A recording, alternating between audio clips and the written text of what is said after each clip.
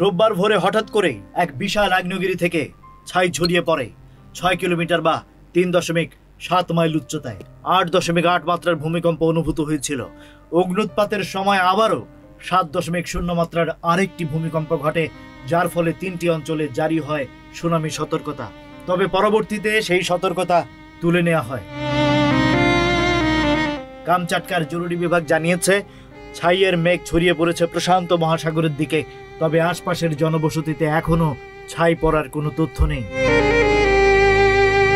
ক্রাসেনিনিকভ এই অঞ্চলের জন্য একটি ঐতিহাসিক আগ্নেয়গিরি, যা শতাব্দীর পর শতাব্দী নিষ্ক্রিয় ছিল।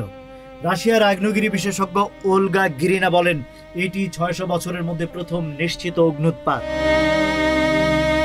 আর্টেম শেল্টারের তোলা ড্রোন চিত্রে ধরা পড়েছে এই বিশাল অগ্ন্যুৎপাতের দৃশ্য, যা পেট্রোপাভলভস্ক কামচাটস্কি শহর থেকে ২০০ কিলোমিটার দূরে।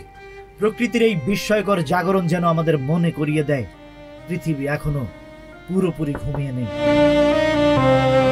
Rajib Raihan, news flash 71।